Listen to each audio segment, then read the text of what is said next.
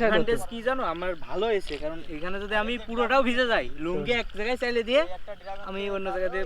তো আমি আস্তে আস্তে সামনের দিকে যাচ্ছি। আসলে বেশি পানিতে যাওয়া যাবে না, বেশি পানিতে গেলে ভিজে যাব। তো এই হচ্ছে ওই যে বাবুরদা আছে এখানে, বাবুরদা লুঙ্গি পরে আসার সুবাদে ওরা যাইতে পারতেছে, আমরা আসলে বেশি দূর যাইতে পারবো না। তো এই হচ্ছে আমাদের বিলের অবস্থা, আমাদের মাঠের অবস্থা। এখানে 7টা বিলের পানি আমাদের এই মাঠ দিয়ে আসে। তো অন্যরকম একটা অনুভূতি। তো এখন আমি একটু বাবুদের কাছে ওদের অনুভূতি জানতে চাবো যে আসলে এখানে আসার পরে ওদের কেমন লাগছে।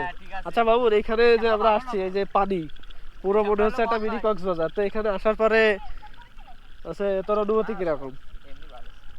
তুমি যে ভিডিও করবা আমি তা জানতাম না, তার জন্য এই যে লুঙ্গি পরে আইছি। তবে এতে একটা লুঙ্গিতে কোনো বিষয় না। অ্যাডভান্টেজ কি জানো আমার ভালো হয়েছে, কারণ এখানে যদি আমি পুরোটাও ভিজে যাই, লুঙ্গি এক জায়গায় চাইলে দিয়ে আমি অন্য জায়গায় দিয়ে। ভালো লাগতেছে এই জায়গাটা, একদম মিনি কক্সবাজার। সবার আসা উচিত। অবশ্য কারোর আসার দরকার নাই, কারণ নিজেদের বাড়ির পাশে এখন সবারই মিনি কক্সবাজার হয়ে গেছে।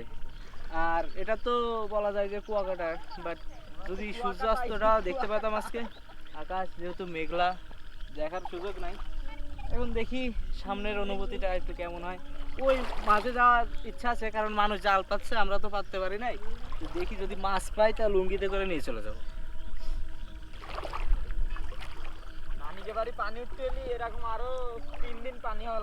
তো আসলে যতই হাঁটছি ততই ভালো লাগছে। আসলে পানির ভিতরে হাঁটার একটা মজাই আলাদা। আর নিচে তো কোনো কাদা নাই একেবারে, যেহেতু এটা সে চাষযোগ্য জমি, এখানে নিচে ঘাস আছে।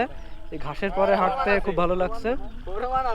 তো অবস্থা দেখেন, ওরা প্যান্ট লুঙ্গি কত উপরে উঠাইছে। আসলে আমার এত উপরে ওঠানোর সুযোগ নাই, যেহেতু আমি জিন্সের প্যান্ট পরে আসছি। তো আসলে যদি ওই মাঝখানের দিকে যাইতে পারতাম তাহলে হয়তো বা খুব ভালো লাগতো।